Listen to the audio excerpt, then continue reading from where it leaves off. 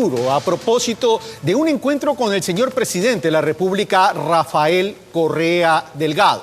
Han pasado 9 años del gobierno de la Revolución Ciudadana y es momento de hacer una evaluación profunda y seria a esta gestión, tanto en los logros como en las ausencias de estos.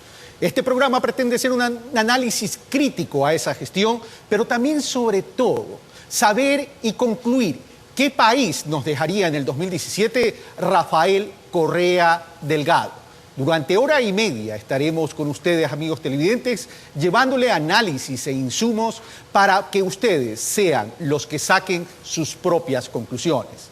Este especial es el esfuerzo de una coproducción entre Ecuador TV y TC Televisión. Este programa está siendo retransmitido por Gama TV, El Ciudadano TV, CN Plus, Telerama, RTU y La Tele. Un total de 89 canales entre locales y operadores de cable en 19 provincias.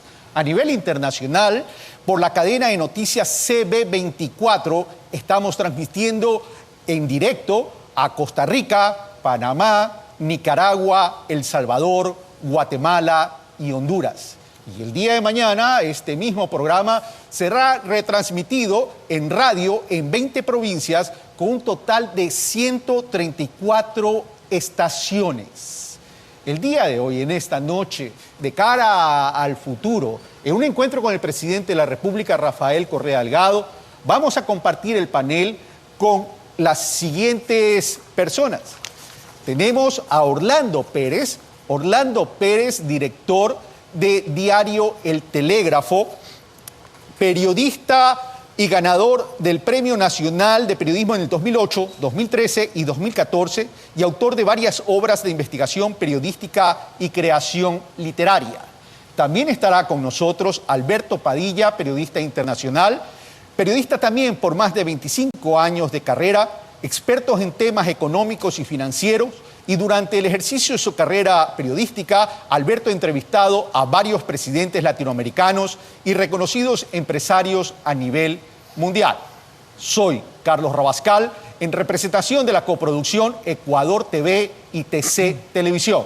Entonces, con la licencia de ustedes, amigos televidentes, me permito saludar al señor presidente de la República. Señor presidente, muy buenas noches y gracias por haber aceptado esta invitación. Gracias por invitarme. Buenas noches, Carlos. Buenas noches, Alberto. Buenas noches, Orlando.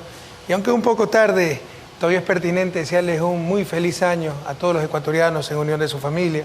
Va a ser tal vez un año duro, pero en la dureza también se forjan las sociedades, compañeros. El Ecuador ya cambió y de aquí saldremos siendo más consolidados como nación, como sociedad. Así que a no perder el ánimo, 2016 será como nosotros queramos que sea. Y va a ser muy feliz, muy exitoso. Gracias, señor presidente.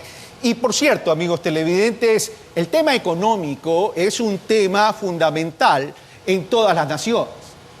Hay una crisis mundial y ese choque externo ha llegado a la región y Ecuador no es la excepción.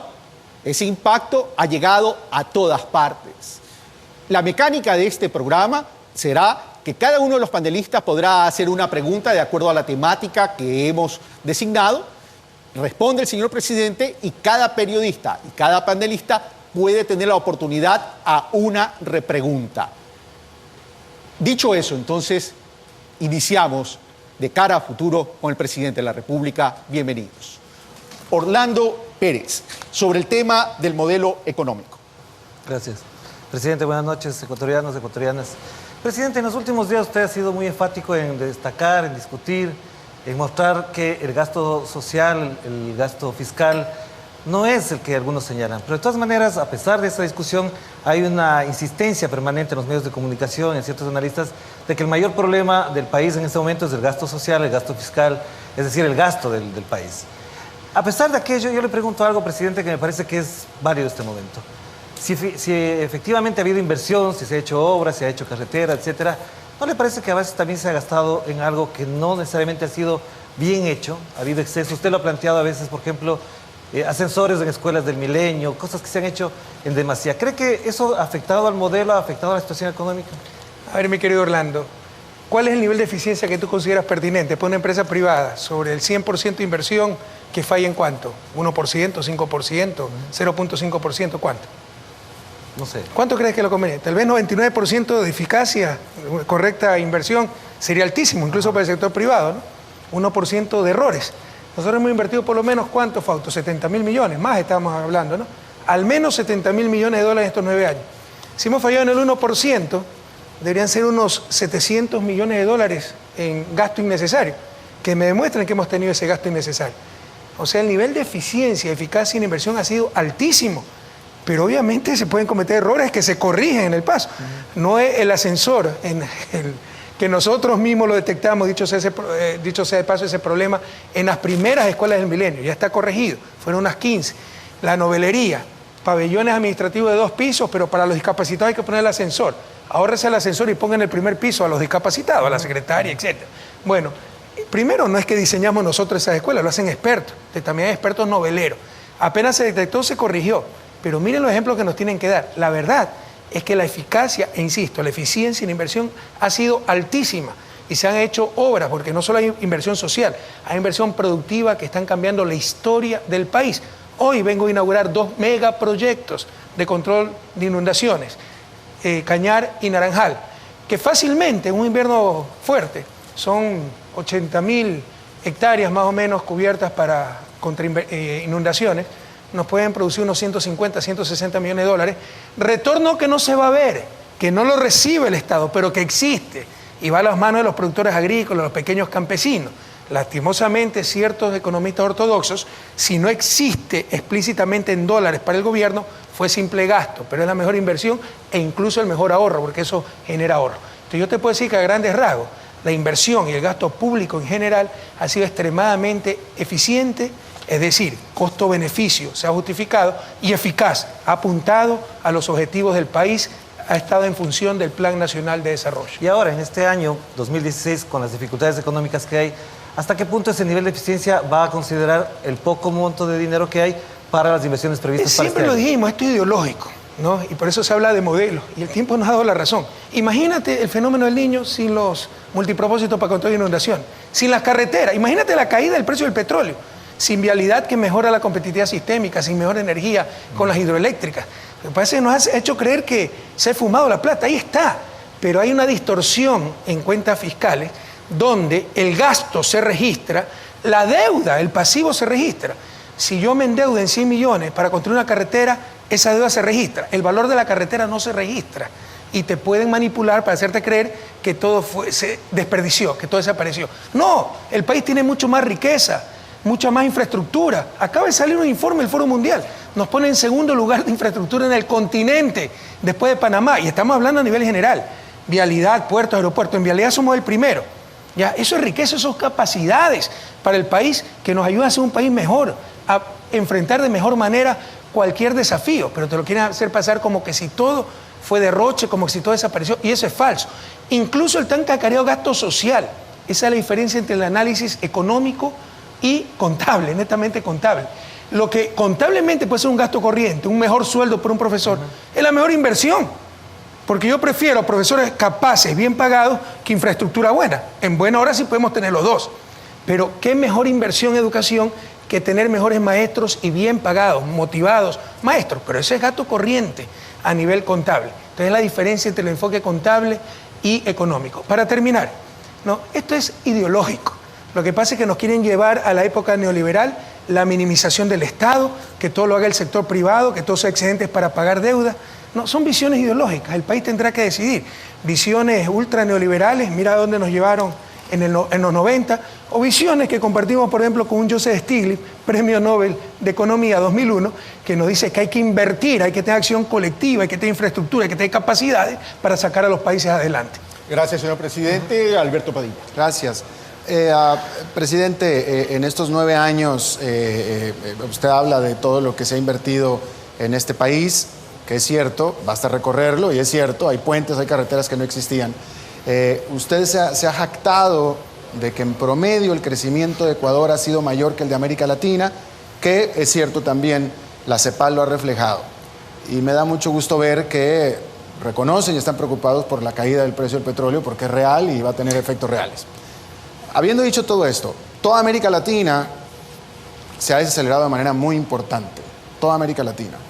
De acuerdo a al último informe de la CEPAL de estimación de crecimiento para el 2016, que acaba de salir en diciembre, que por cierto, me tocó estar en Quito cuando tuvo usted este conversatorio con los economistas en octubre, esto fue en octubre del año pasado. 28 de octubre. 28 de octubre. Sí, leí sus tweets también. Que la situación se ha empeorado mucho más, pero la CEPAL en diciembre estaba estimando los crecimientos para toda América Latina. Y básicamente para el 2016, que hay que decir que de cuando sacó esta estimación la CEPAL en diciembre, ahora, a un mes después, se ha empeorado la situación todavía más. Pero vamos con lo que dijo la CEPAL en 2016. América Latina básicamente se está dividiendo en dos, los países con crecimiento y los países con recesión económica. Y hay un solo país, de acuerdo a la CEPAL, que para el 2006 está en la rayita, que es Ecuador. Es decir, de los que crece es el que menos crece para el 2016, de acuerdo a la CEPAL. Pero atención, que hay países que decrecen. ¿Perdón? Hay países que decrecen. Claro, están los recesivos. Bueno, por eso estoy marcando. Están los recesivos, vamos a ponerlos a un lado, que está Venezuela, Brasil, con recesión económica muy fuerte. Pero el resto de los países está creciendo de manera importante. El único que está en la rayita entre el lado positivo con 0,2% es Ecuador. De ahí para arriba toda América Latina crece mucho más, llegando hasta Panamá con 6%. ¿Por qué, presidente? Yo hubiera esperado de Ecuador un mejor desempeño en el concierto latinoamericano para el 2016. ¿Pero cuáles son las cifras que usted tiene? De la CEPAL. ¿Cuánto crecemos de acuerdo a la CEPAL? 0,2%. Porque nuestras estimaciones son 1% y le aseguro que sabemos hacer estimaciones. Vamos a acertar este año con un crecimiento del 2015 de 0,4%. Escogí la CEPAL, pero la CEPAL siempre ha sido bastante así que le podemos elucubrar mucho a nivel de crecimiento, ¿no? Para nosotros no es el principal indicador económico. Usted puede tener crecimiento empobrecedor. Hay países que son campeones del crecimiento a nivel regional y no se ha traducido en bienestar. Pero dicho esto, yo le repregunto, ¿qué país ha perdido 7% del PIB en exportaciones? Y es dolarizado.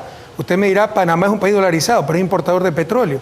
Además, Panamá usted sabe que crece por las horas del canal de Panamá. Con todo respeto, ¿dónde está la industria panameña? Precisamente por haber nacido con dólar, lo cual le restó competitividad y por eso se dedicó a ser un centro financiero. Y gracias a Dios, pues, le va bastante bien. Pero en todo caso, ¿qué país ha perdido 7% en exportaciones petroleras? Y con dólar, sin moneda nacional, y un dólar que se está apreciando. Usted sabe de economía, Alberto. Usted sabe que esas son grandes ligas. Hemos logrado que el país no decrezca en el 2015. Hemos mitigado los impactos de un entorno económico terrible donde se hubiera triturado la economía. Desplome los precios del petróleo.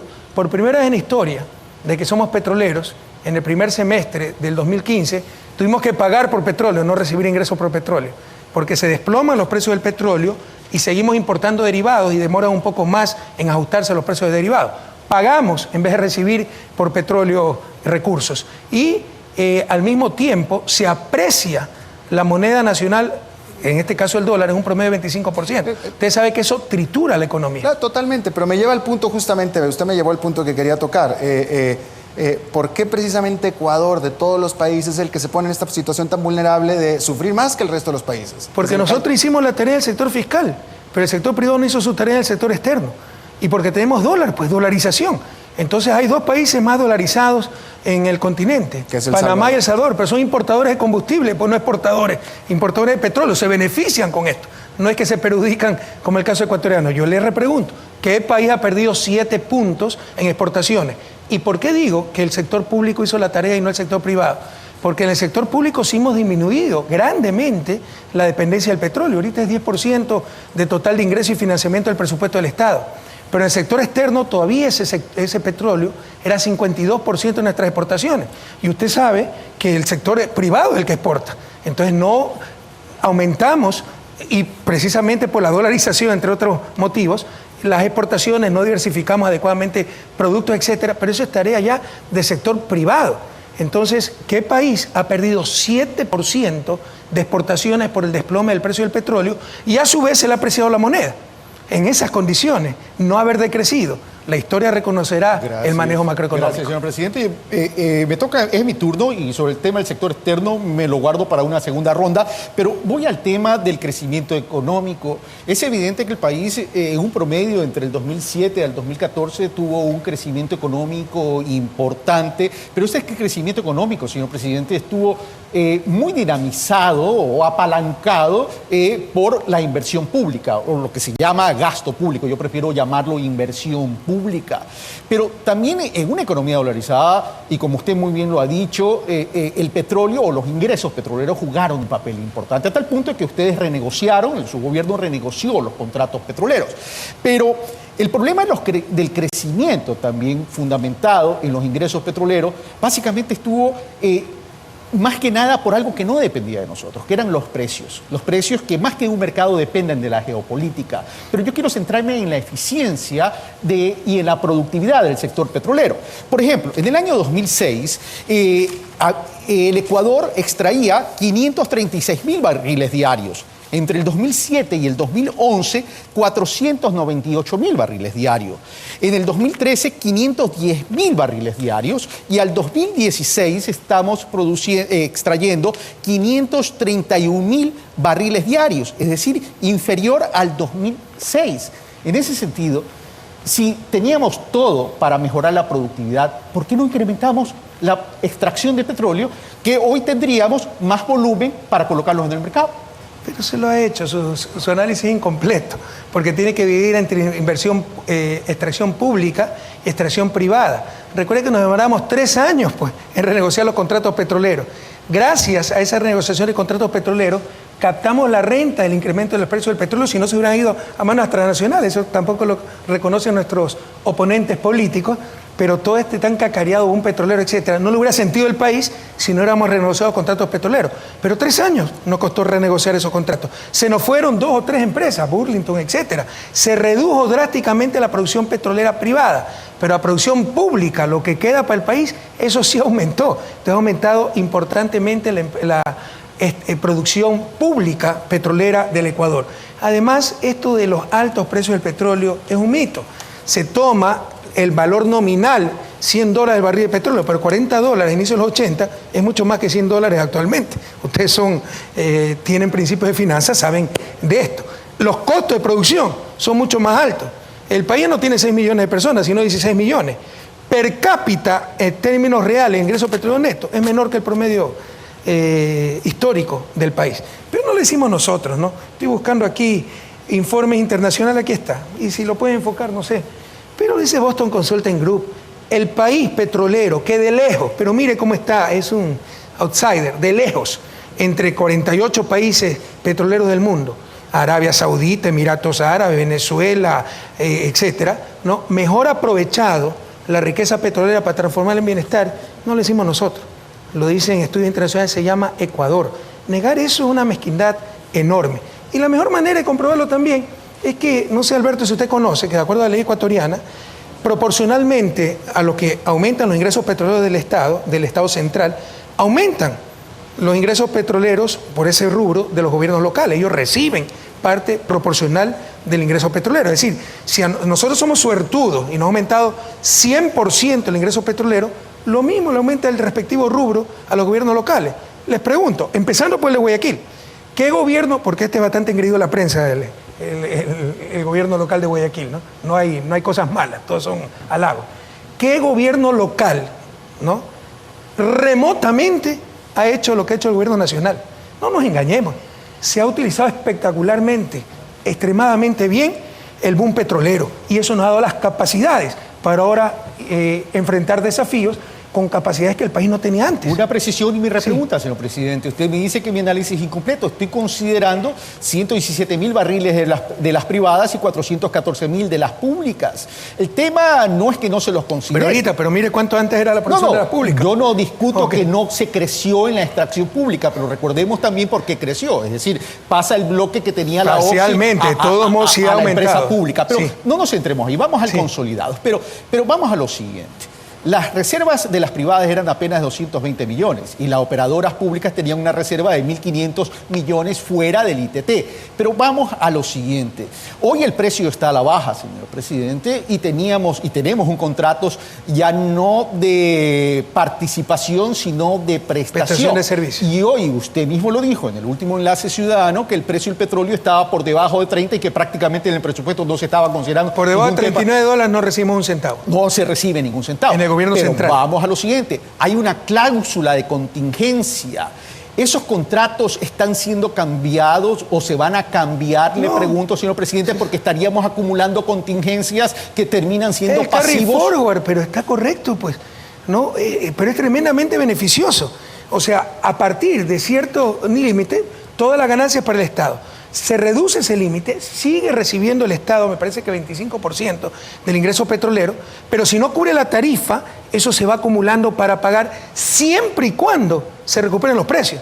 Si no se recuperan los precios, no se paga. Entonces son contratos tremendamente beneficiosos para el Estado. Y precisamente eso nos ha dado ingentes recursos. Les insisto, pueblo ecuatoriano, es fácil olvidar, es fácil criticar, pero sin la renegociación de los contratos petroleros, el buen petrolero se hubiera ido a manos de las privadas. Gracias, señor presidente. Orlando Pérez. Gracias. Presidente, en la mañana de hoy escuché un programa de radio en Quito, un debate alrededor de la economía, del balance económico. Y me sorprendió... Sí, pues una vez en esos debates uno siente vergüenza ajena, pero la otra vez escuché a un pseudoanalista decir que la disminución de los depósitos era por la salvaguardia. ¿Se imagina? Sí. Ahora, le preciso. En ese debate surgió un tema que me preocupó. Averigüé y efectivamente sí hay un dato que está publicado por el Banco Central en el Boletín Estadístico Mensual. Y dice que el Banco Central, según estos analistas, decía que le concedió un crédito neto al gobierno por $170 millones en noviembre y por $614 millones en diciembre. La pregunta que me surge ahí es, ¿de dónde sacó el Banco Central el dinero para conceder crédito al gobierno por ese monto, 784 millones en 2 meses? ¿Y qué implicaciones podría acarrear esa concesión de créditos para las funciones del Banco Central? ¿Cuál es el problema? Es increíble cómo se trata de hacer escándalo de no existe. Yo me acuerdo que después de que algunos analistas, acuérdense el debate que tuvimos hace un par de meses, decían que no llegamos a diciembre. Sí. No solo que llegamos a diciembre, pagamos a tiempo los décimos, pagamos el sueldo. Hubo un problema con cierta parte de los maestros, pero fue porque el Ministerio de Educación no subió a tiempo la nómina, no fue por falta de liquidez. Se pagó por primera vez en historia los bonos de deuda soberana, los bonos 2015, $650 millones, que no sacaron dinero, pero se redujo reserva. ¿Qué espera después de tremendos pagos? Que aumente la reserva, un absurdo económico. Ah, pero irresponsable porque las reservas no cubren los depósitos. Es no entender nada del sistema dolarizador. Las reservas en dolarización están en manos del público. No se necesita reserva para respaldar una moneda nacional. ¿Qué constituyen las reservas, como se llaman ahora en el Banco Central? Los depósitos de la banca privada, de la banca pública y las instituciones públicas. Nosotros concentramos todos los recursos del sector público. Ese es para derrumbar otro mito de que no teníamos los fonditos de liquidez. Cuando llegamos al gobierno, teníamos como 2.500 cuentas dispersas de los municipios, distritos educativos. Todo lo concentramos en el Banco Central y con eso hemos tenido tremenda liquidez en la cuenta, en las reservas, cuenta única del Tesoro, etc. Esa reserva debe cubrir básicamente los depósitos del sector privado, no del sector público, porque el sector público por ley solo puede depositar el Banco Central. ¿Cómo puede haber corrida si por ley solo podemos depositar las instituciones públicas en el Banco Central? Entonces es la confusión de estos pseudoanalistas que creen que hay que cubrir todos los depósitos. No, hay que cubrir los depósitos privados. Y los depósitos privados siempre, incluso la ley lo decía, ¿no? La ley, ¿cuál era? De régimen monetario. Esos depósitos están más que cubiertos. Estos señores están sacando las cuentas totales. Es como si usted es dueño del banco, ¿ya? Deposita en su propio banco su plata y no la puede poner a trabajar porque dice que tiene que respaldar su propio depósito. Absurdo. Mientras más la ponga a trabajar, mejor. Tiene que tener reservas, respaldo para los depósitos privados. En el Banco Central se han mantenido más que suficientemente esos respaldos para la banca privada. Pero depósitos públicos hay que ponerlos a trabajar. Es ahorro público, es excedente público, es liquidez pública. ¿Y dónde si no entonces? Fuera tremendamente ineficiente. ¿A dónde fueron entonces? Para el Ministerio de Finanzas y pagar por lo que teníamos en diciembre. Yeah. Y por eso nos sacan el periodicazo de enero, disminuyó reserva. Pagamos miles de millones de dólares en diciembre. ¿Qué esperan? Pues que crezcan la reserva. Ya. Entonces, si eso lo importante es que cubran los depósitos, por favor, pueblo ecuatoriano.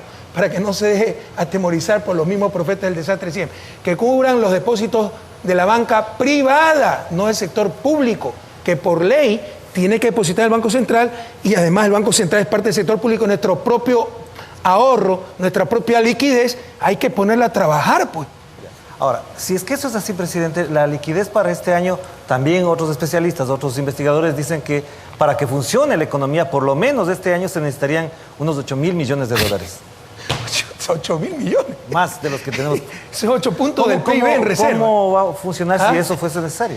Vea, la reserva, los depósitos de la banca privada será ¿cuánto? 1.800, 1.900 millones.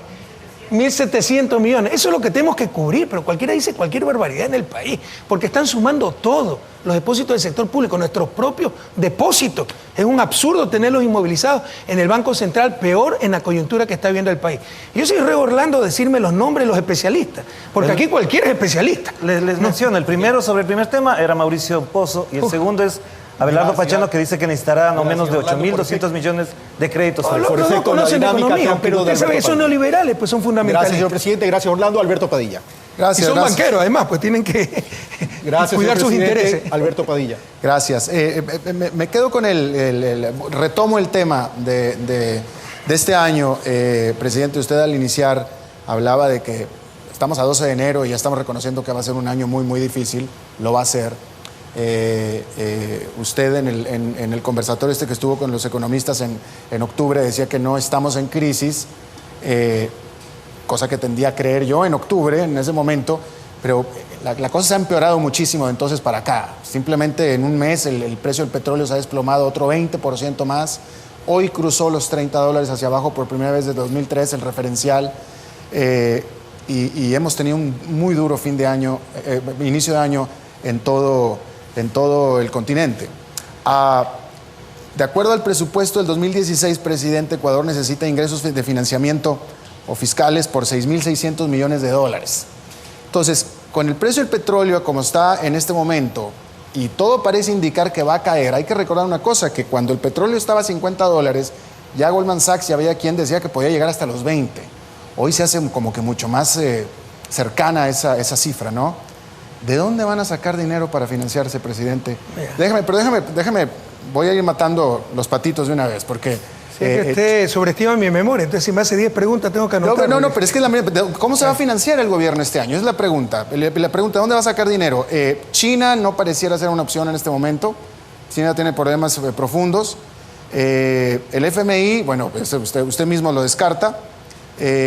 Rusia, pues tampoco. Venezuela tampoco. El petróleo no va a ayudar en lo más mínimo, al contrario. ¿De dónde va a financiarse este gobierno este año? Eso mismo decían, ¿se acuerdan del 2015? ¿Sí o no que se decía? ¿Y cuánto consigue el financiamiento del 2015, Fausto? 6.400 millones de dólares.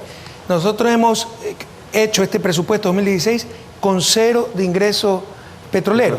Tenemos la estimación del barril de petróleo más baja de todo el continente. La hemos estimado lo más baja en todo el continente, ¿cuánto? $35 por barril. Nadie le ha acertado a la proyección del petróleo, por si acaso. Vea el 2008, ¿no? Decía que iba a llegar a $200. En 2009 se desplomó. Después dijeron que se iba a caer para siempre en $100. O sea, nunca nadie le acierta. Si llega a $20 estaremos preparados, pero lo hemos estimado a $35, que es la estimación más baja de todo el continente. Eso significa 0 de ingreso petrolero para el gobierno central. ¿Por qué? Porque todo se va a importación de derivados, reposición de costos a las petroleras y preasignaciones a gobiernos municipales. Nosotros nos queda 0 y ya está identificado todo el financiamiento, que incluso es mucho menor, sensiblemente menor que en el 2015, porque siempre lo dimos al país. En caso de problema, nosotros financiamos todo el ingreso petrolero para financiar inversión. No toda la inversión es con ingreso petrolero, también ingreso tributario, pero todo el ingreso petrolero que consideramos ingreso no permanente, algún rato se acaba, es para gasto no permanente, para inversión, ¿no? Entonces dijimos, en caso de problema, se va a ajustar, ¿no? El programa de inversión. Eso es lo que hicimos en el 2015 y lo hemos hecho más fuertemente en el 2016. Y ya el financiamiento está identificado y es mucho menor que el que conseguimos en el 2015, dicho sea de paso. Pero, ¿no escuché bien o no me ha dicho de dónde? Fausto, fuente, China ya está contratado, ya nos vienen los desembolsos, ya nos han llegado los desembolsos, dicho sea de paso. Es que para usted China está en problema de que no está creciendo al 8%, sino al 6%. Usted sabe el tamaño de la economía china. Pero estos préstamos... Además, con China tenemos un acuerdo, ya firmamos un acuerdo en marco político, más allá de lo simplemente financiero, económico, ¿no? Asistencia recíproca, etcétera. Entonces nosotros somos ejemplo de la relación con China para el continente y ese ya está firmado. Y ya aparte, Fausto, ¿cuánto nos ha llegado de China ya? Presidente, con China vamos a firmar este mes, estamos firmando aproximadamente unos 3.000 millones de dólares. El resto son deudas que ya están firmadas de años anteriores. Ya son desembolsos en marcha. Y el resto, presidente, es aproximadamente 2 puntos del PIB, que es financiamiento interno, que es rollover de las deudas internas que normalmente se paga. Con eso se financia el presupuesto del 2016 y por consiguiente nosotros vamos a seguir trabajando fuertemente en conseguir y buscar los plazos. Obviamente el anterior año hubo retraso en los desembolsos y lo que estamos haciendo es recuperando el tiempo perdido que tuvimos en los desembolsos chinos y estamos trabajando para cerrarlo en este trimestre. Ahora, cuidado que China no es el único financista del Ecuador, ¿eh? Nunca los multilaterales como BIDCAF han dado tanto financiamiento al país porque lo toman como referencia en la región. También tenemos financiamiento de los multilaterales, no del Fondo Monetario Internacional, sino quiere dar plata sin condicionamiento en buena hora. Entonces el financiamiento está cerrado para el 2016 y es mucho menor que el financiamiento que tuvimos que ubicar en el 2015. Gracias, señor presidente. ¿Alguna repregunta, Alberto? Bueno, nada más quería preguntar, ¿este financiamiento que va a llegar de China son los que se contrataron en tiempos anteriores, son nuevos y son nuevos a cambio de qué? Hay anteriores y nuevos, ¿a cambio de qué? De que vienen empresas chinas a trabajar al país, por ejemplo. Entonces son créditos atados a contratos con la empresa china, que consiguen su financiamiento. ¿Tasa de interés de mercado? ¿Cuáles son las tasas de interés? Por si acaso nuestra deuda, Pues porque eso también es otro de los mitos, ¿no? Las altísimas tasas de interés. Usted sabe que Ecuador tenía antes de nuestro gobierno bonos al 12%, y ahí nadie se quejaba. Ahora, ¿cuál es el costo ponderado de nuestra deuda? Presidente, 5.7%, presidente. Pero ahora sí es un problema. Esas son las contradicciones, mi querido Alberto. Ponderado, porque el bono 2020 está a 19%. Porque usted está tomando este punto, ese es un error en análisis económico, Alberto. Es un Usted ejemplo. lo conoce. ¿Cómo calcular? El modelo falló porque el 2015 va a crecer poquito y el 2016 va a crecer poquito. Calculemos pues de 2007 al 2016, incluso con ese poquito que vamos a crecer estos 2 últimos años, y de todos modos somos de los países que más crece en América Latina. Entonces tomar ahorita, ¿no? ¿A cuánto están los bonos? Porque el riesgo país ha subido. ¿Y por qué sube el riesgo país? Porque está totalmente correlacionado a los precios del petróleo. Es totalmente sesgado. Entonces tomar en un momento donde hay una coyuntura extremadamente difícil. Pero además que el financiamiento bilateral, el financiamiento multilateral no son tasas de mercado. Gracias, señor presidente. El tema del gasto público fue importante en términos de inversión pública para el crecimiento económico del país. Usted lo dijo, que el momento que el precio del petróleo disminuya, el ajuste era por el lado de la inversión. Pero eso tiene un impacto en el crecimiento económico y evidentemente también se traduce en el empleo. Pero usted también me dijo algo en una entrevista que le realicé en el año 2013, cuando era candidato a la presidencia por la reelección. Me dijo, no hay país desarrollado que no promueva la producción nacional y el empleo, y también me habló de la necesidad como eje central de la propuesta de campaña en aquella época del cambio de la matriz productiva. Pero cuando uno ve la composición del PIB por sectores, y si me enfocan, por favor, el sector primario representaba en el 2007 el 21%, al 2014 representa el 19%, el sector industrial al 2007 14% y al 2014 representó el 12%. A la hora del té, el sector industrial no ha tenido un mejor performance dentro del comportamiento del Producto Interno Bruto, señor presidente. Pero no, repítame pues el sector primario. El sector primario, 2007, 21% y disminuyó al 2014. ¿Y eso es positivo al 19%. o no? Yo no estoy criticando eso, por supuesto que es Es que positivo. está viendo el porcentaje que no subió. Pero lo que me Y sí interesa es es que cierto. crezca, Y pero el sector servicios industrial subió. baja del 14 al 12. Es cierto que con el sector industrial proporcionalmente ha bajado su participación en el PIB, pero con los grandes proyectos que tenemos, astilleros, Refinería del Pacífico, que Dios mediante, tenemos una propuesta muy seria. Ya tenemos la propuesta, por favor. Eso me lo dijo en el 2013 también. Pero es que, ¿y quién pensaba que se iban a desplomar los precios del petróleo? Usted sabe lo que es conseguir financiamiento para proyectos petroleros en esta coyuntura. Pero ya tenemos la propuesta presentada, o sea, se le está revisando por 2 consorcios de China y de Corea, ya está presentada. Estamos revisando los costos unitarios, etc.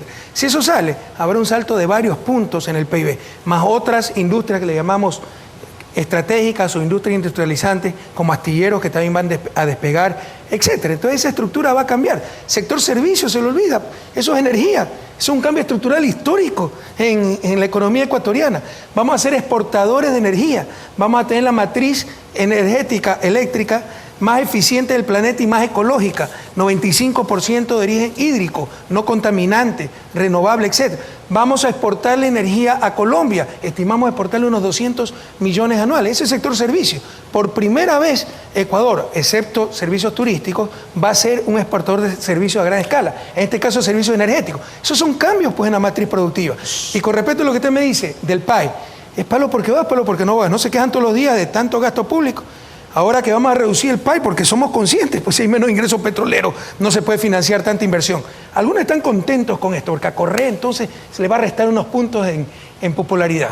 Como a nosotros no nos interesa los votitos, las siguientes elecciones, sino las futuras generaciones, sí nos preocupa porque significa más tiempo para tener las escuelas del milenio, los centros de salud, la infraestructura que el país necesita para el buen vivir. Pero habrá que ajustarse porque se han derrumbado los precios del petróleo. Siempre lo dijimos. Ahora, entonces, ¿por qué disminuye inversión? Y por supuesto, si disminuye inversión pública, puede haber impacto en crecimiento y en empleo. Estamos tratando de cuidar el empleo. Pero hemos enfrentado la tormenta perfecta, como siempre digo. No esperen atravesar y vencer esa tormenta perfecta sin ni siquiera mojarse. Algún impacto va a haber. Pero obviamente la patria seguirá navegando y la llevaremos, como siempre decimos, a puerto seguro. Mi repregunta, señor presidente, evidentemente todos esos proyectos son necesarios para el país, tienen que ver incluso con algo que se conoce como competitividad sistémica, etcétera, etcétera, etcétera. Y yo no cuestiono eso, más bien estoy de acuerdo con que hay que hacer eso. Pero yo cuando hablo del sector industrial, me refiero al tema privado, básicamente por una sencilla razón. Es momento que el Ecuador deje la economía petrolera, es momento que el Ecuador deje los commodities y no es que los abandone, sino que me refiero que ponga especial énfasis a una economía post-petrolera. Y en ese sentido me refiero, déjeme terminar, señor presidente, y en ese sentido me refiero por una razón fundamental. Ustedes antes del gobierno, en los primeros años del gobierno, yo diría que hasta el año pasado, no eran partidarios de incentivos tributarios. Sin embargo, hoy se decretó la ley de asociación pública-privada. Esta ley de asociación pública-privada que es necesaria, tengo dos repreguntas al tema. Una, sí, pero me hace 500 preguntas, pues Carlos, déjeme anotar. Anote. Vamos parte por parte si quiere. Bueno, vamos por parte. Pero ya me hizo una pregunta. ¿Por qué se demoraron tanto? Si el sector privado era necesario que se enganche en esta dinámica de desarrollo. Oiga, empecemos por la final. Okay, ¿Cuándo se ha impedido que invierta el sector privado?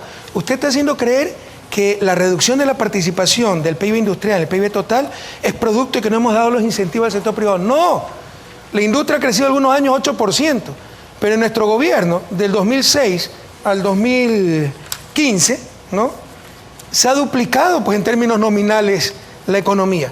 Recibimos una economía de 44.000, 46.000 millones de dólares y hoy tenemos una economía de 100.000 millones de dólares.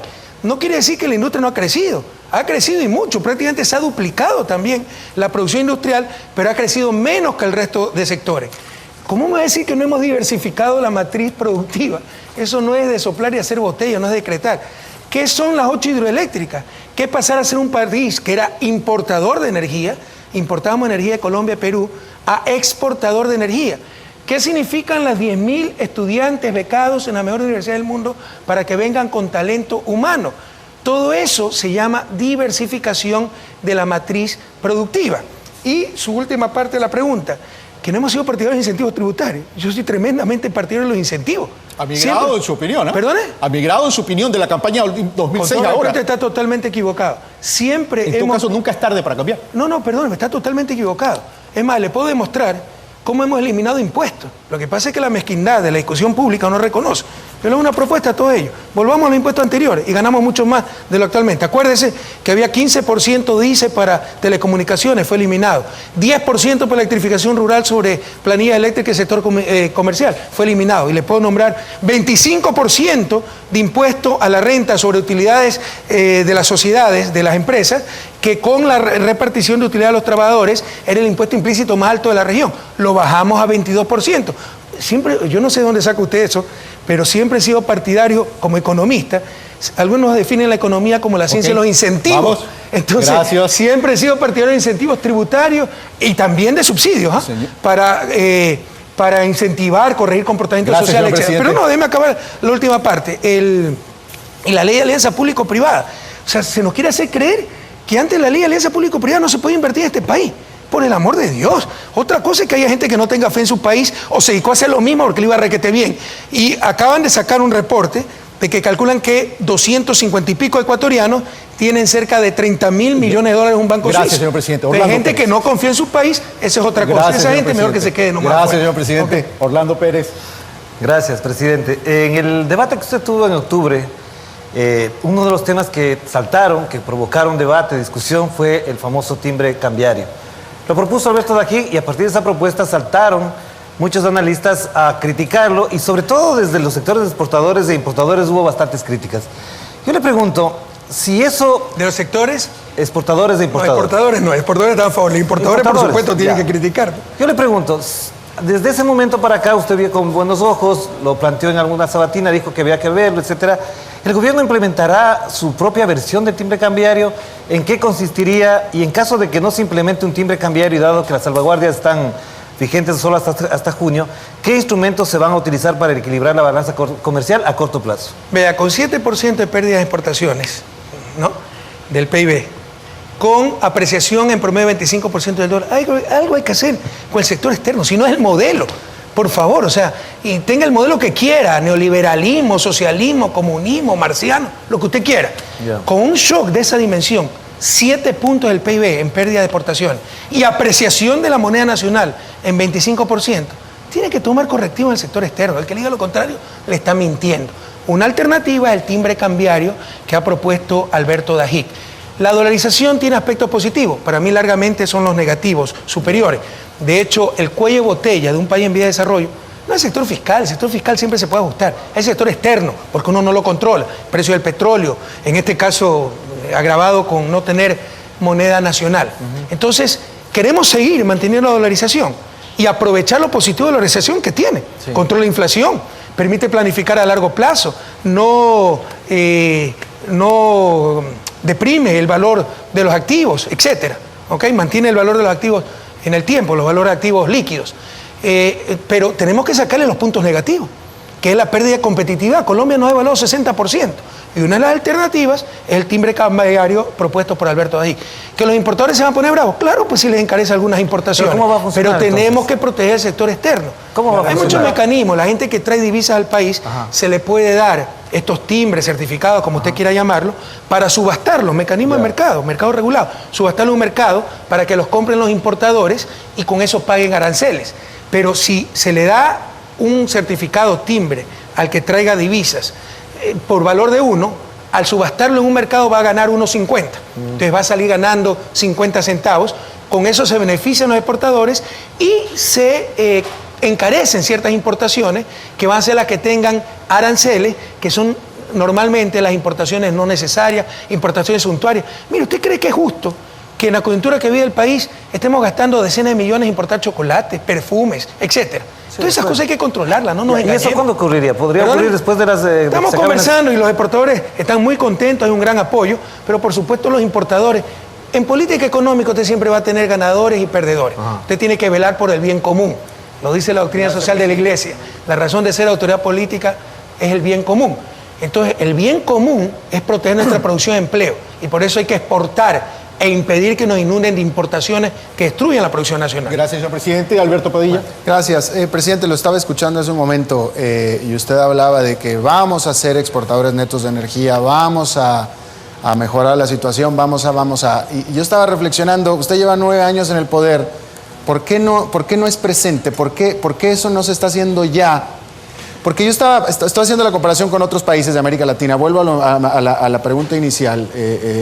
Usted ya disputó la cifra de la CEPAL. Todo el mundo le cree a la CEPAL, ahora resulta que ya no. Pero, de acuerdo a la CEPAL, el desempeño económico de otros países de América Latina, pues toda América Latina es exportador de commodities, todos dependen de commodities. Centroamérica no tanto. Centroamérica, bueno, no tanto, que podemos hablar de Centroamérica también. O sea, Hay países importadores de combustible sobre todo. Pero que tampoco se beneficiaron con el boom petrolero. tampoco tuvieron ese beneficio que usted tuvo durante todo este tiempo, ¿no? Entonces yo vuelvo Pero al ahora punto. sí se están beneficiando. Ahora Y usted me está sí. comparando ahora con esos Ahora sí, países. pero ellos no tenían opción, ellos no tenían petróleo. Pero la pregunta es, ¿por qué en este momento Ecuador no tiene otros sectores diversificados productivos que lo estén defendiendo con ingresos de dólares de la caída del petróleo? Que se quedó indefenso, Vea, dependió Alberto, muchísimo del petróleo. Tal vez como usted no vive aquí, no conoce en detalle, pero dígame dónde puedo construir una hidroeléctrica por decreto, entonces yo sí le ofrezco al día siguiente duplicar la capacidad energética del país, porque eso es lo que estamos haciendo. Estamos construyendo la hidroeléctrica más grande de la historia del país. Pero eso toma 6, 8 años, pues, entre estudios, etcétera, sin contar la desinstitucionalización en que encontramos el país, donde ni siquiera había ministerio de electricidad, pues, donde se compraba electricidad en unas barcazas, propiedad de ciertos líderes de ciertos partidos políticos, llenos de corruptela, o ya se olvidó pueblo ecuatoriano. Entonces arreglar, ordenar esas cosas, empezar los estudios, contratar, buscar financiamiento toma tiempo, pero tal vez usted no conozca que no estamos hablando de que, vamos, ya se están inaugurando las hidroeléctricas. Ya inauguramos una, Mandariaco. Ya empezaron las pruebas de Coca-Cola, se le inaugura en febrero. Y hasta el primer semestre, el 2016, estarán las 8 hidroeléctricas. La refinería, revise la experiencia mundial. El tiempo promedio para construir una refinería es 6, 8 años. Estamos hablando de la inversión más grande de la historia del país. Ya están los estudios hechos, la ingeniería de detalle. Estamos apalancando, buscando el financiamiento adecuado. Pero son proyectos que toman años, pues. Y otras industrias, que era lo que estaba diciendo Carlos anteriormente, otras industrias manufactureras básicas, otros sectores, turismo incluso, de manera importante, que puedan, porque bueno, mi pregunta es lo mismo, ¿por qué Perú, Colombia, que también son exportadores básicos de commodities, no están sufriendo tanto como Ecuador? ¿Sufriendo qué? Pues digan. Porque nuestra tasa de desempleo es mucho más baja que la de Colombia y Perú. La disminución de la pobreza es mucho más grande en Ecuador. Ecuador es de los 3 países más equitativos en este momento de América Latina. Entonces defíname qué sufrimiento. No tener las altas tasas de crecimiento tal vez de esos países. Hay que ver si eso se traduce en bienestar.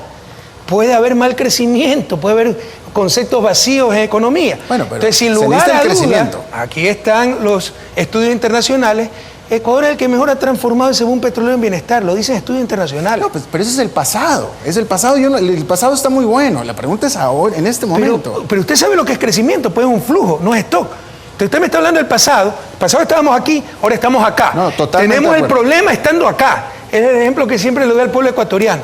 Antes del gobierno, era como una familia que vivía en una casita de caña, en un terreno ilegal, sin educación ni salud para sus hijos, y encima el jefe de familia pierde su trabajo y se queda en la miseria, sin comer.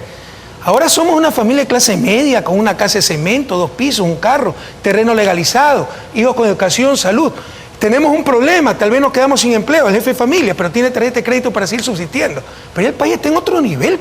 Usted me está viendo los flujos, no me está viendo la acumulación, el stock, y usted sabe lo que le estoy hablando. No, y si a lo nivel de estoy stock, el país está en otro nivel, totalmente. Totalmente. La pregunta que Ecuador va a venir, ya cambió, sin duda. Ya se me acabó. La pregunta es el sostenimiento y cómo lo vamos a hacer para después. Pero si pasamos este bache, y Ecuador tiene todas las capacidades para seguir adelante, calculamos que en el 2018 ya tendremos equilibrio fiscal. O sea, lamentablemente, el desplome del precio del petróleo nos llegó un año antes, porque el 2016 con las hidroeléctricas hubiéramos estado mucho más preparados. Sepa usted que nosotros, después de 40 años de exportar crudo, todavía importamos derivados, y gran parte de esa importación era para generación termoeléctrica. Todo eso se elimina. Las hidroeléctricas nos ahorran 1.300 millones en importación de combustible. Entonces nos tocó el embate, el problema mundial, en un año crítico, cuando teníamos los mayores desembolsos para finalizar proyectos estratégicos para el país. Pero ya esos proyectos estratégicos entran en función en el 2016. Y en el 2018, le insisto, ya tendremos equilibrio fiscal. Gracias, señor presidente. Gracias, Alberto. Continúo. Vamos al tema del sector externo de la economía. Los ingresos petroleros representaban más o menos el 7, el 8% del Producto Interno Bruto, si no me equivoco, el 25% del presupuesto del Estado. Pero aquí viene el problema. Representaban en su momento entre el 50 y 52% de las exportaciones ecuatorianas. Hoy, este sector o estos ingresos están ausentes. Por tanto, hay que compensar esos ingresos. Uno, teniendo una economía dolarizada, pero teniendo el agravante también que el dólar se ha apreciado, ¿cómo vamos a reemplazar estas exportaciones con exportaciones no petroleras, llámense estas tradicionales o no tradicionales. Dicen los expertos que se requiere ampliar mercados. Más allá del acuerdo con la Unión Europea, se está pensando diversificar con qué mercados y cómo incentivar a este sector exportador privado. ¿Y por qué le pregunta pues eso al representante del Estado? Pregúntele pues a los exportadores privados, porque aquí hay una inconsistencia, aquí hay un doble estándar. Cuando le conviene, el Estado no sirve para nada. Y cuando le conviene, el Estado tiene que resolver todo, entonces le tiene que dar exportando. Yo le pregunto, ¿y por qué los exportadores privados no buscan diversificar las exportaciones? Ya que me pregunta, ¿y por qué no buscan nuevos mercados? Dicho esto, ya que me pregunta, sepa que hacemos un gran trabajo. No había Ministerio de Comercio Exterior, no habían oficinas comerciales. Pregúntele a cualquier país, a cualquier embajador de país latinoamericano, en Corea, en China, cuáles son las mejores oficinas comerciales. La del Ecuador. Hemos hecho nuestro trabajo, pero ha faltado un poco el sector privado y en parte justificadamente, porque exportar con moneda dura como es el dólar es tremendamente difícil. Ya, pero esa es la parte de exportar con moneda dura. Usted mismo me dijo en la entrevista, ya no el 2013, sino el 2014. Verá que me tiene que demostrar donde digo que no creo en los incentivos tributarios. Ah, se lo demuestro. No, eso lo soñó, Créame que verá, tiene un compromiso. Pero por favor, se lo voy a enviar al enlace ciudadano para que lo ponga. Por favor, economía en la ciencia los incentivos. Pero vamos siempre hemos creído en los incentivos. Pero no me cambie de tema, vamos a lo siguiente. No estoy cambiando, solo le estoy recordando el compromiso. No, se lo voy a enviar. Okay. Al 2014 usted me dijo, es que tenemos que centrarnos en la economía no petrolera porque ese es el reflejo de la política pública. Y mi pregunta es muy puntual. Ya, ok, olvidémonos del pasado. Es decir, el sector privado no se enganchó. Es verdad, usted le dio competitividad sistémica, yo no entiendo por qué no invirtieron, pero vamos a lo siguiente. Hoy tenemos una apreciación del dólar y una pérdida de competitividad. ¿Cómo vamos a compensar aquello o neutralizar ese efecto? Con lo que estamos haciendo, por supuesto, que depende de la magnitud del choque externo, pero en algo se puede mitigar. Le insisto, cuando funcionen todo el año las hidroeléctricas, este año entrarán a funcionar poco a poco, nos van a ahorrar 730 millones de dólares. Eso es lo que tal vez Alberto no sabe, porque yo siempre hablo, yo soy muy exigente, hablo de lo que falta por hacer, no lo que hemos hecho. Pero en este momento tenemos la mayor infraestructura vial de toda América Latina. Cuando el país era las peores infraestructuras, tenía las peores infraestructuras viales de América Latina. Cuando ya tenemos la repotenciación de la refinería Esmeralda, solo eso nos va a ahorrar 300 millones de dólares anuales de importación de combustible. Cuando funcionen todo el año las hidroeléctricas, serán 1.300 millones más. Solo en esos 2 megaproyectos serán 1.600 millones de dólares. Solo los 2 megaproyectos de control de inundaciones que inauguré hoy día, Cañar y Naranjal, con un invierno fuerte, nos ahorran unos 150 millones de dólares. Eso no lo recibe del Estado, pero existe, queda en la sociedad. Lo otro sí es ahorro para el Estado. Y eso mitiga en algo el desplome del ingreso petrolero. Por supuesto, para compensar totalmente dependerá de cuál es la magnitud del choque externo. Gracias, señor presidente. Antes de pasar hablando con el tema ya economía social para ir aterrizando, solo una precisión en el tema del timbre cambiario. Me imagino que se están analizando otras alternativas además del timbre cambiario, pero el tema es lo siguiente. Al año 2015 las materias primas eran 5.903 y los bienes capital 4.621. Materias primas y bienes capital van a tener un tratamiento diferenciador a los bienes de consumo en relación al timbre cambiario. Pero por supuesto, sí es un mecanismo muy lindo, porque por medio de los aranceles usted puede decidir qué importación controla. Si le pone 0 aranceles a las importaciones de materia prima y bienes capital necesarios para producción, eso no se encarece en absoluto. Pero le insisto, perfumes importados. ¿Cómo podemos botar la plata del petróleo y tan escasa en estos momentos para importar perfumes? Queda claro. Pasamos entonces, seguimos con la economía, pero no podemos prescindir de una economía en su real dimensión si no hablamos de lo social. Analicemos y evaluemos entonces cuál ha sido el impacto social producto del manejo económico durante estos 9 años y cuál es de cara a futuro este impacto. Orlando Pérez.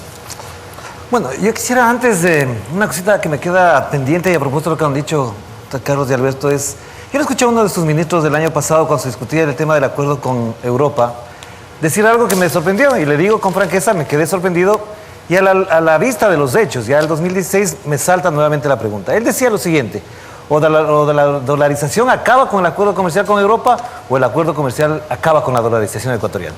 En ese contexto, viendo así muy gráficamente la situación, ¿hasta dónde en estas circunstancias económicas, en estas, digamos, condiciones en las que está afrontando el Ecuador la economía, el acuerdo comercial con Europa, que parece que ya llega, que está en la orilla y que no llega todavía, puede facilitar una salida, una inyección de dinero, unas condiciones distintas, tanto para la producción, tanto para la liquidez del país? Mira, lo que le dijo ese ministro, si se lo dijo un ministro, está equivocado. No tiene la información completa, es un fundamentalista que hay en el gabinete. Tenemos discusiones muy fuertes.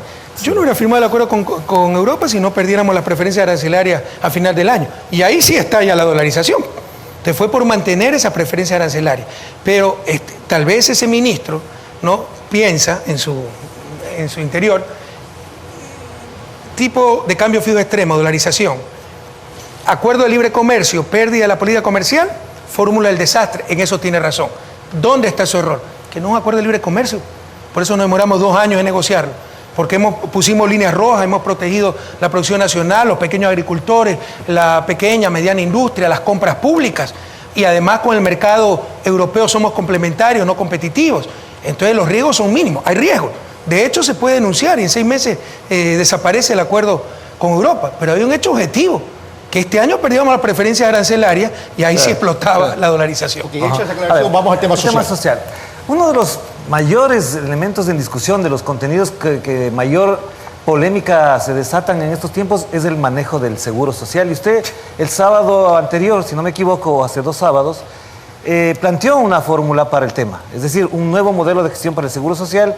Y evidentemente ahí han surgido, hemos conversado, hemos entrevistado en el Telégrafo a Richard Espinosa, y efectivamente hay algunos problemas que hay que resolver urgentemente porque quizás pueden afectar la situación del seguro social. ¿De qué manera en este contexto la política con el seguro social para las personas jubilados, afiliados, el tema de salud, etcétera, se va a afectar, o de qué manera ustedes van a afrontar no disminuir la tensión en estos sectores para que la gente no tenga los problemas que teníamos antes? Es decir, crisis económica, los primeros afectados, jubilados y afiliados. Vea, a mí no me gusta que las cosas queden en el aire. Usted dice que ha hablado con Richard Espinosa, director del Seguro Social, que le ha dicho que hay unos problemas urgentes que hay que remediar. Siempre hay problemas urgentes. ¿Pero cuáles son los problemas urgentes? O sea, ¿cómo puede estar en crisis un sistema de seguridad social que en el 2006 tenía 1.574.000 afiliados y hoy tiene 3.566.000? Porque nosotros sí estamos obligando a que los patronos, a los empleadores, cumplan con su deber de afiliar a sus empleados. ¿Cómo puede estar en crisis un seguro social que antes tenía ingresos 1.191 millones de dólares, egresos 648 millones porque había pensiones de miseria? Yo recibí pensiones de $4 porque se licuaron las pensiones con la dolarización, prohibido olvidar. Hoy tenemos las pensiones más altas de la región andina, las más altas de América del Sur. Y hoy tiene ese seguro social 6.330 millones de ingresos y 5.633 millones en egresos, prácticamente sin el subsidio inútil que le estamos dando. ¿Cómo puede estar en crisis un seguro social para una economía de 100.000 millones de dólares como la ecuatoriana, cuyo fondo de pensiones tiene acumulado 16.509 millones de dólares, con una rentabilidad del 8%. O sea, es puro cuento, pura alarma de esta gente, ¿no?, que como el seguro social le prestaba al gobierno, entonces para evitar que le preste, cuando es la mejor inversión que tenía el seguro social, y además era nuestra propia plata. Le damos 1.100 millones en un subsidio que no necesitaba, porque así es la demagogia. Seguro social es independiente, autónomo, pero usted me da un subsidio. 1.100 millones anuales que no necesitaba, no tenía dónde invertir esa liquidez, nos compraba nosotros mismos bonos y por eso le damos 8.000 millones al Seguro Social de nuestra propia plata y le pagamos puntualmente más de 600 millones en intereses. ¿Cómo puede estar en crisis un sistema de seguridad así? Que ha aumentado más del 100%, casi el 200% los afiliados. Eso no resiste el menor análisis. Son las tonterías que se hablan en el debate público y en el nivel es tan mediocre que nadie rebate aquello. Gracias, señor presidente. Alberto Padilla. Estábamos en un tema particular, economía social. Pero... el impacto de la economía en lo social, pero ¿no? si usted quiere seguir con economía, exacto, no hay problema. Toda la economía con social. Con su finanza que le gusta tanto. Exactamente. Presidente, en esto no hay cifras oficiales. ¿En qué? De lo que le voy a comentar. Okay. El gobierno no lo dice abiertamente, pero la realidad de las cosas... Y créame que le estoy diciendo la realidad, es que las quejas, estuve aquí en Ecuador en noviembre, estoy ahora acá, y se han repetido las quejas de que el gobierno ha detenido los pagos a muchos proveedores. Estuve en el Coca en noviembre, me tocó ver mucha actividad parada, y muchos empresarios se quejan, dice, bueno, es que el gobierno no nos paga, seguramente a las empresas extranjeras tampoco les hace los pagos, pero las empresas extranjeras tienen el apoyo de sus matrices extranjeras, nosotros los ecuatorianos no lo tenemos. Esa es la queja que yo he recibido, no sé si mis compañeros periodistas se van a unir a esto, pero eso es lo que yo he escuchado. Pero no es que lo he escuchado, lo hemos dicho. Insisto, hemos enfrentado la tormenta perfecta. ¿Cuál es la problemática? Desplome del precio del petróleo, 7 puntos de pérdida en exportaciones con respecto al PIB, apreciación del dólar, desaceleración de China, colapso del mercado ruso, que es uno de nuestros principales mercados no petroleros. Entonces, y piensan pasar esto sin salir mojados. Hemos pagado Occidental, hemos pagado Global 2015. No nos hemos atrasado un día en los sueldos. El que diga que se atrasó fue porque en los maestros, una parte, no todos, porque el Ministerio de Educación no subió a tiempo la nómina. Pero en todo caso, siempre hemos dicho que tenemos ciertos retrasos con proveedores, que dicho sea de paso, siempre ha existido. Yo he sido ministro de Economía. Yo llegué al ministerio en abril de 2005 y todavía teníamos retrasos por cerca de 600 millones el año anterior en una economía de 44.000, 46.000 millones de dólares. Ahora tenemos unos retrasos de 1.800, 2.000 millones, en una economía de 100.000 millones, pero a nosotros no nos perdonan nada. Y hasta tragicómico, ¿no? Porque nos acusaban, quisieron hacerle creer a la población que el problema económico era porque Correa no había ahorrado, el ahorro público se ha duplicado, que porque no teníamos liquidez, hemos tenido liquidez mucho más que otros años. Ya después de un año pues, del problema ya nadie les cree. Pero la pregunta es, ¿por qué ellos no hicieron lo mismo? ¿Por qué todos dependen del Estado? Nos atrasamos 2, 3 meses, entonces ya están quebrando, etcétera. ¿Dónde está su ahorro? ¿Dónde está la liquidez? Porque vea también cómo han roto récords históricos en utilidades pues, en estos 9 años de gobierno. Y usted toma el ejemplo de Coca, que es el ejemplo más crítico, porque es la provincia más petrolera del país. Exacto. ¿En qué lugar del mundo no existe problema en el sector petrolero? Y no necesariamente es que le debe el Estado, sino la empresa pública Petroamazonas, y esperamos este mes, con importantes desembolsos que vamos a recibir, ponernos al día, fondear Petroamazonas. Pero yo le pregunto, ¿en qué lugar del mundo no hay problema en el sector petrolero? No, totalmente, pero lo importante era que se aceptara acá. Y esto ha estado generando, de acuerdo a lo que me dicen también mucho, desempleo. Muchas empresas están despidiendo no espere atravesar la tormenta perfecta sin siquiera mojarse. Estamos muy preocupados del tema desempleo, ¿no? Hay indicios de que nos ha subido. De todos modos, tenemos el más bajo desempleo de la historia del país. De los más bajos no pasa el 5% de los más bajos del continente. Pero obviamente no se trata de cifras, se trata de que una persona, un jefe de familia, pierde su trabajo, es un drama para nosotros. Entonces estamos poniendo mucha atención, pero obviamente es casi inevitable que suba un poco el desempleo, que aumente un poco el empleo inadecuado, el subempleo, pero estamos tomando todas las medidas para proteger el empleo. Por ejemplo, a nivel público. Lo primero que nos decían los economistas ortodoxos, despida empleados públicos, no se lo ha hecho. Entonces, en el sector privado, en algunos sectores hay problemas, estamos flexibilizando contratos, etcétera. Estamos dando incentivos tributarios, que dice que no me gusta acá el doctor Rabascal, con doble deducibilidad de los salarios, los nuevos empleos, para conservar empleo y crear nuevo empleo. Porque ese va a ser el gran desafío para el 2016. Gracias. ¿Okay? Bueno, vamos al tema del impacto social, y que tiene que ver es si realmente se han generado cambios estructurales en el país producto de las políticas económicas durante estos 9 años, en términos de la visión del modelo de desarrollo. El coeficiente de Gini demuestra que se ha disminuido la inequidad, y eso es un hecho, lo dice la CEPAL también. Pero Alberto, le encanta la CEPAL, a mí también, ¿eh? En la tasa de crecimiento se está equivocando, nosotros tenemos mejor información. O sea, pero la misma CEPAL dice que pasamos de ser los 3 países más inequitativos del continente a ser de los 3 más equitativos, por si acaso. Por eso sea la CEPAL, porque la CEPAL ha sido bastante justa. Yo quiero muchísimo a la CEPAL, admiro mucho a la CEPAL, pero probablemente tengo mejor información que ella. Bueno, pero vamos a lo siguiente. Es una realidad que ha bajado el coeficiente de Gini, pero el coeficiente de Gini... Hay que tener mucho cuidado, porque en estas etapas de dificultades económicas, dadas las estructuras de América Latina, tiene a aumentar la inequidad. A eso voy. ¿Qué tan estructural es? Porque esto además se mide en función de ingresos. Pero vamos a lo siguiente. Solamente le voy a poner el ejemplo de Quito, Guayaquil, Cuenca, Machala y Ambato. Ok. En el año 2011, en Quito, el coeficiente Gini era 0,483. O sea, recordemos que mientras más cercano a cero existe, es mucho mejor. Al año 2012 bajó a 0,422. Al 2013 subió 0,435. Al 2014 subió 4,58. Al 2015 baja 0,434. Y así le puedo citar algunas otras ciudades. Guayaquil es una sección donde se... ¿Me está tomando promedio nacional o por ciudades? No, por ciudad, Quito. No, pero cuidado, esos son indicadores muy frágiles. Pero permítame terminar la pregunta, señor presidente. Lo que quiero reflejar esto, y casualmente apalancándome en su acotación, que hizo que hay que tener mucho cuidado en épocas de crisis, es decir, cuando hay escasez de recursos y hay falta de liquidez en ese sentido y se puede afectar el empleo, esto se nos puede disparar de nuevo. ¿Qué política de carácter económico, social, para poder neutralizar esto se va a tomar? Es que no se puede disparar ya, ¿no? Primero, se la puede tendencia revertir, indudablemente es decreciente. Puede haber algún rato subida, bajada, son errores estadísticos, pero sin duda la tendencia a largo plazo es decreciente, hasta el punto que esto es de los logros más admirables de la Revolución Ciudadana, de los 3 países más inequitativos, ¿no? A uno de los 3 países, de acuerdo al informe de CEPAL, con Uruguay y Venezuela, más equitativos de la región. Pero las estructuras de América Latina han hecho que cuando hay problema económico, la carga la tengan los pobres y aumente la pobreza y la desigualdad. Debemos estar muy atentos a eso. Una de las vías es la precarización del empleo. Otra de las vías eran los paquetazos, porque para la gente que escucha, o sea, todo depende del gobierno. Por favor, hemos enfrentado el derrumbe de los precios del petróleo.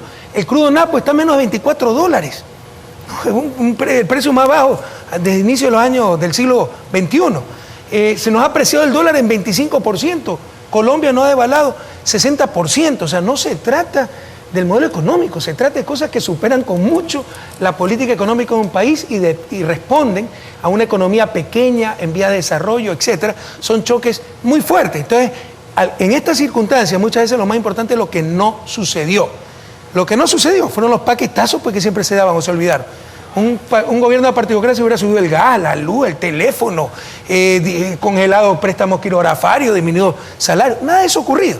Pero obviamente puede haber tendencia a que suba el desempleo, puede haber tendencia a que suba la pobreza, la desigualdad, y estamos muy atentos. Y otra observación, todas esas mediciones son a nivel de ingreso, que en el caso ecuatoriano no es tan representativo ya, porque hay muchas cosas que no tienen costo. En nuestro país, la educación, la salud, derechos fundamentales, servicios fundamentales, no tienen costo. Entonces tenemos que ver otras formas de medir la desigualdad, por ejemplo, por consumo, o la pobreza multidimensional, hacinamiento, falta de acceso a servicios básicos.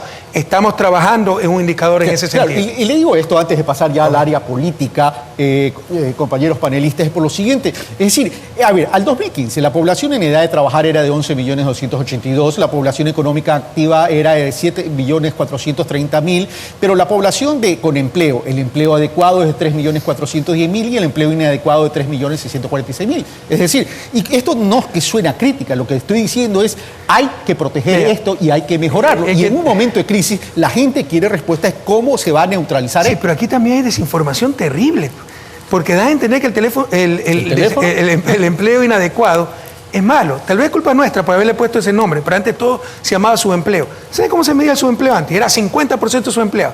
Que le preguntaban, oiga, ¿usted está contento con su trabajo? No, subempleado. Yo también estoy subempleado porque creo que me pagan muy poco por todo el trabajo que tengo.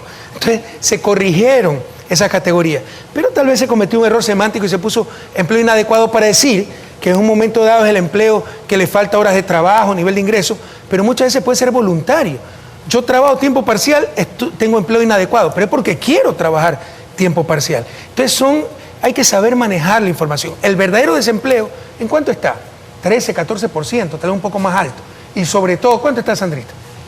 Recuerda, si me verifica la cifra. Y sobre todo está en el sector rural por factores estructurales. Sin lugar a dudas, ha mejorado la calidad del empleo en el Ecuador, tenemos los salarios reales más altos,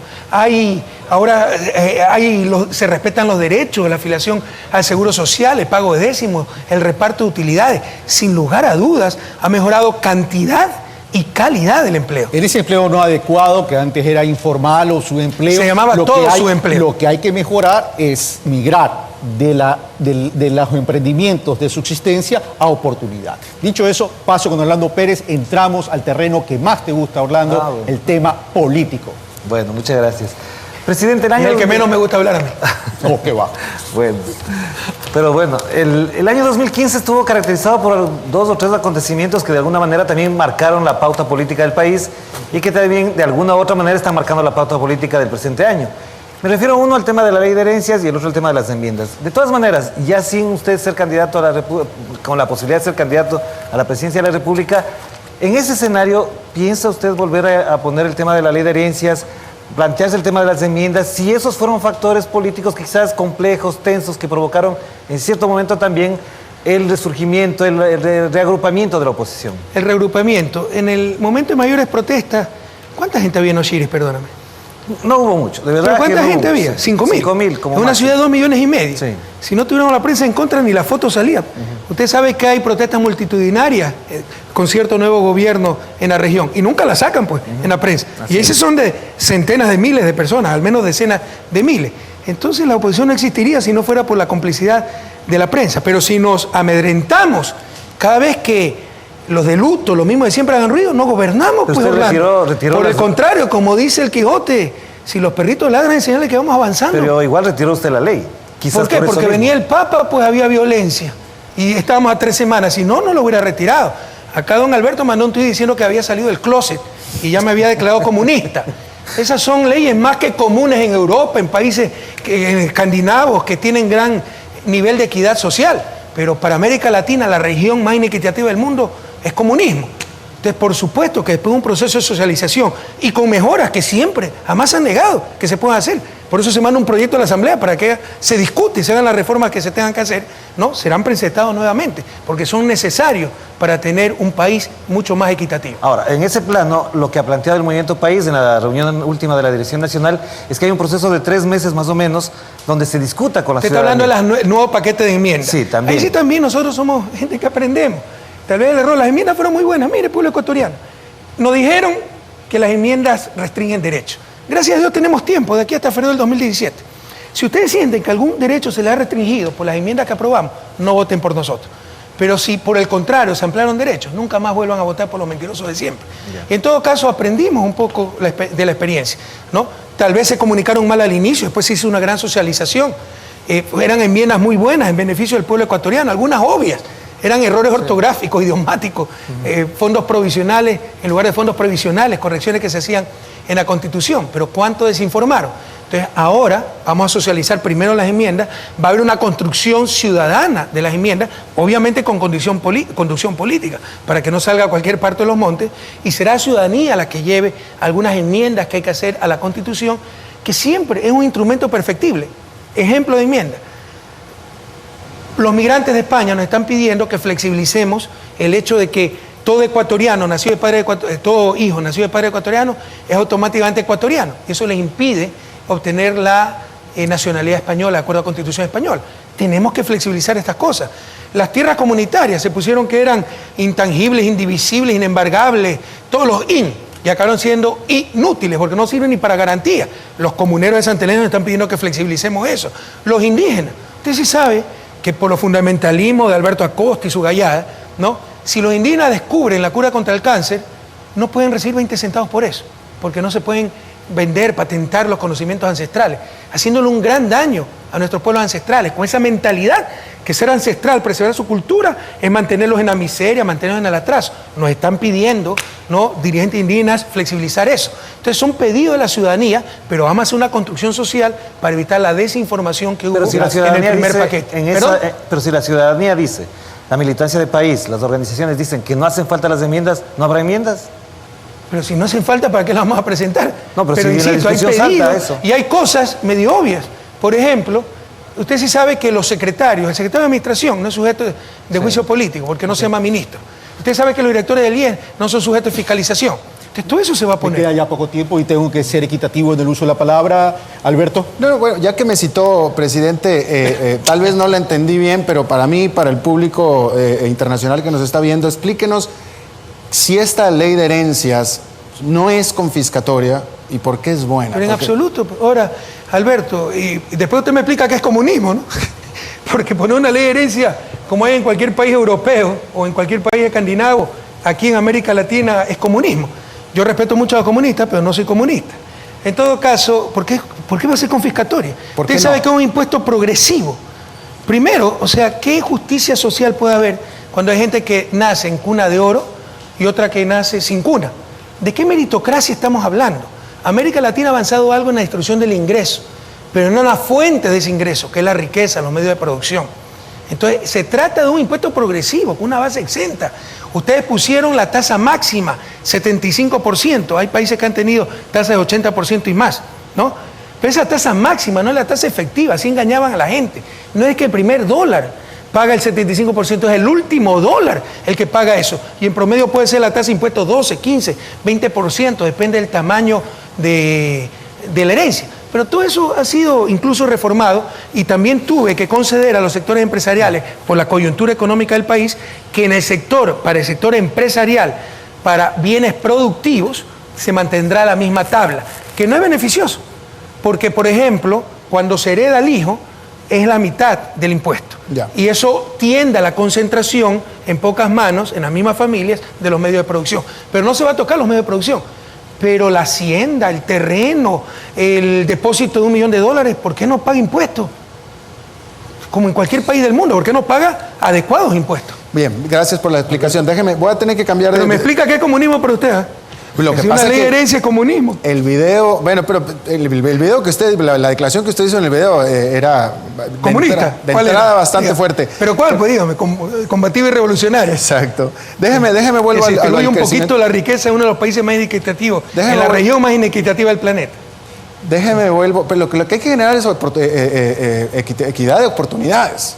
De oportunidades, ¿no? Con educación, etcétera. Pero déjeme vuelvo a lo Pues eso es una forma, y lo estamos haciendo, pero la otra forma es distribuir la riqueza.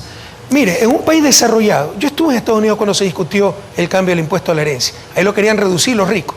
El primero a oponerse fue Bill Gates, después Warren Buffett también, ¿no? Que incluso está apoyando a Hillary Clinton para que le cobre más impuestos a los ricos. En una economía capitalista desarrollada, un impuesto a la herencia no es que tienen que salir a protestar los empresarios, tienen que salir a protestar los ricos, porque la empresa no se afecta en costo de producción. En una economía capitalista desarrollada, donde la propiedad de la empresa está en manos de miles de accionistas, que ni conocen al administrador, que no es dueño de la empresa, el impuesto a la herencia no tiene por qué afectar las decisiones del administrador, de la empresa. Aquí saltaron los empresarios dándonos la razón, porque no hay separación entre propiedad y administración, porque hay una gran concentración de la propiedad de los medios de producción en pocas familias. Gracias, presidente. Déjame vuelvo al tema del crecimiento económico. Usted dice, el gobierno de usted está estimando un crecimiento de 1 punto porcentual en este año. La cifra que yo tengo oficial de crecimiento económico del tercer trimestre del año pasado, no tengo la del cuarto, no existe todavía, es de una decrecimiento de 0,8% en el tercer trimestre. Esto es de julio a agosto del año pasado. Si el tercer trimestre hubo un decrecimiento de 0,8%, es casi un punto porcentual, ¿de dónde saca usted que este A año? 0,8%. 0,8%. Ah, oye, usted dijo 8%. De crecimiento de 0,8%, Sí. casi un punto porcentual. Es el primer trimestre que tenemos de crecimiento T-4. Por si acaso, en el primer trimestre, las cifras temporales nos daban un decrecimiento de 0,3% con respecto al trimestre anterior. Saltaron que había recesión, le dije, esperen, esto puede estar dentro del error estadístico. Se apresuraron ciertos analistas y efectivamente, corregidas las cifras provisionales, tuvimos 0 de decrecimiento con respecto a T-1 y crecimiento de 3 y pico con respecto a T-4. El primer trimestre que decrecemos con respecto a T-4 es el tercer trimestre. Esto no les debe entender la gente que me está escuchando. T-4 es con el mismo trimestre del año anterior.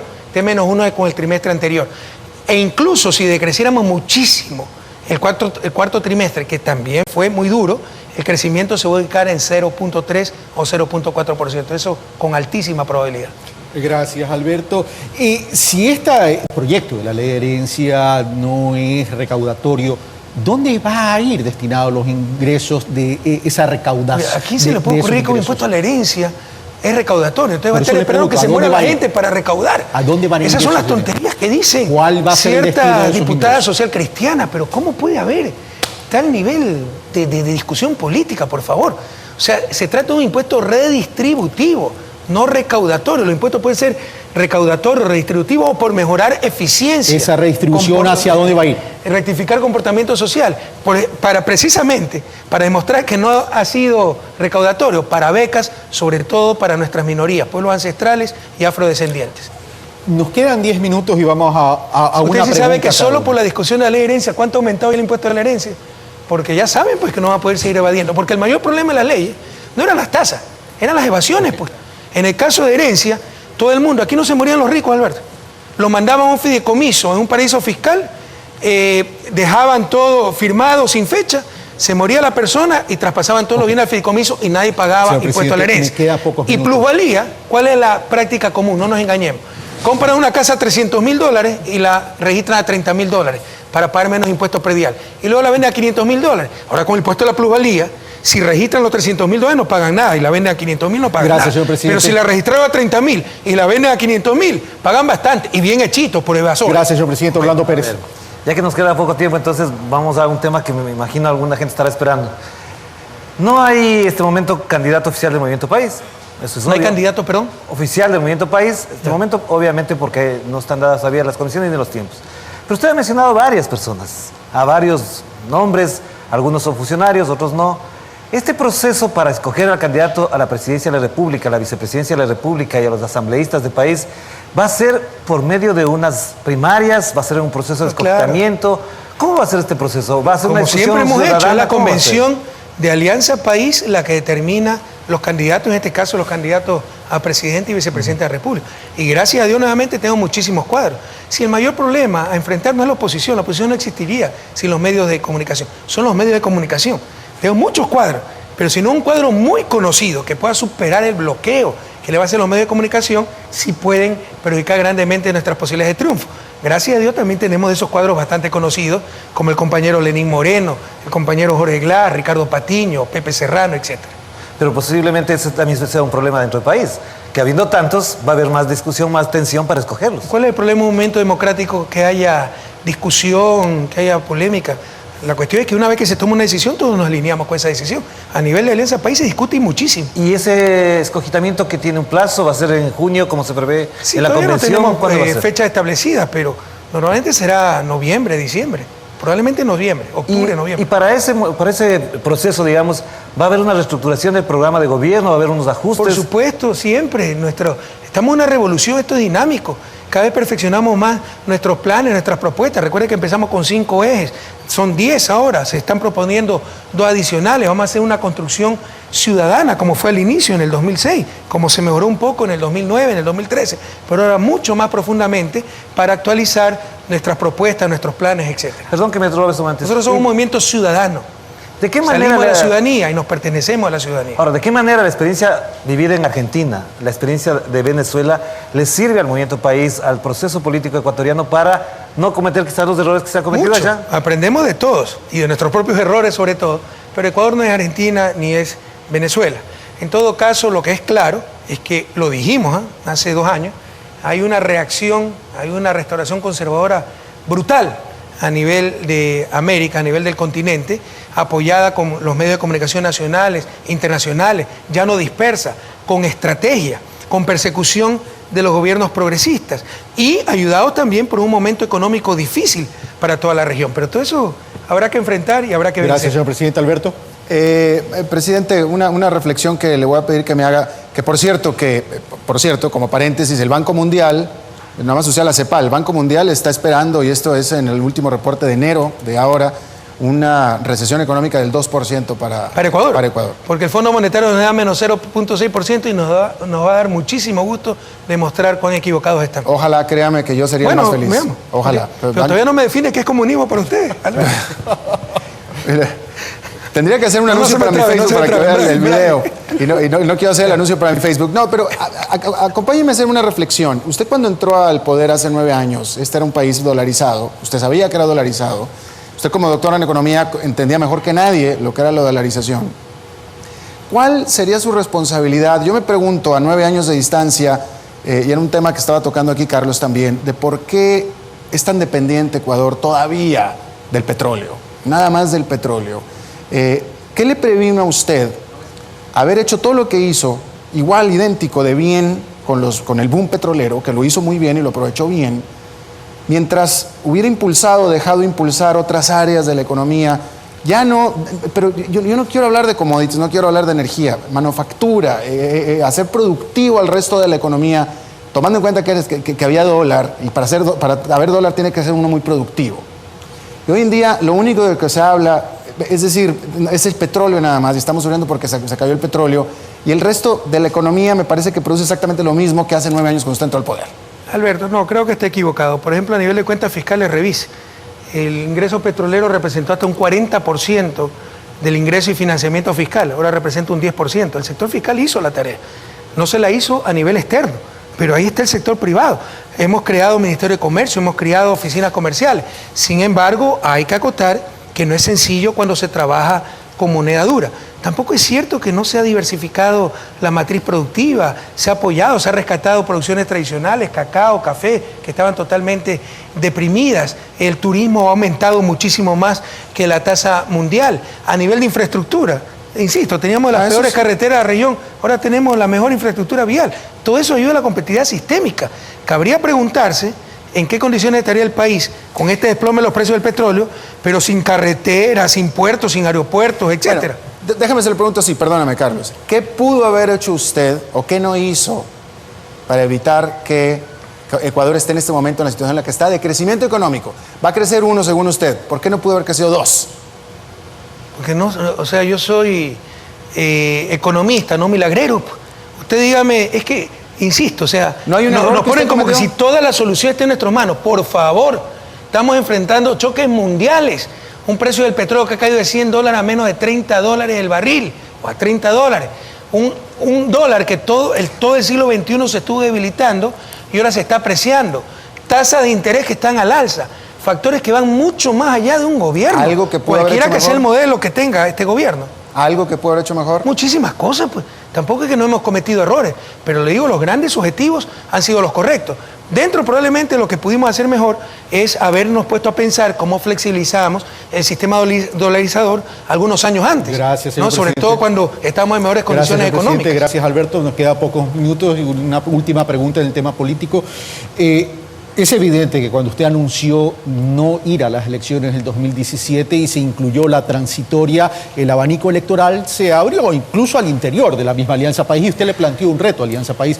¿Qué tan sostenible va a ser este proyecto sin Rafael Correa, considerando que para algunos este movimiento es hecho a la medida de Rafael Correa? Y por un lado, usted ha anunciado en más de una ocasión que al no participar en las elecciones prefiere irse a Bélgica en su proyecto familiar a efectos de que esta figura de capital político muy fuerte no interfiera con el nuevo presidente en el evento que sea alguien de Alianza País. Bueno, hay algunos que sueñan conmigo, ¿no? Tienen una fijación conmigo, todo empieza y termina conmigo, ¿no? Y ahí hay que recordar el balsecito peruano, pero ten presente, acuerdo a la experiencia, que tan solo se odia lo querido, ¿no? Felizmente Habrá algunos que me van a extrañar tanto. muchísimo en el 2017 y van a cantar la canción del Buki, si no te hubieras ido sería tan feliz, sobre todo algunos periodistas que conozco. Pero en todo caso, esto trasciende con mucho una persona. Nosotros somos un proyecto político, todos somos necesarios, nadie es indispensable. ¿Es hora de ir a casa o el 202021 No, hay un es hora de proyecto? ir a la casa. Y ojalá no tenga que regresar en el 2021. Si molestan mucho, les regreso. Porque si quieren perseguirnos, calumniarnos, etcétera, les regreso. La muerte Así que cruzada depende está mucho, dentro de sus depende planes. mucho de la oposición. Pero en La todo muerte caso, cruzada está mi dentro de sus plan planes. personal, que siempre fue eso, yo acepté a regañadientes la enmienda para la reelección. Jamás quise lanzarme en el 2017.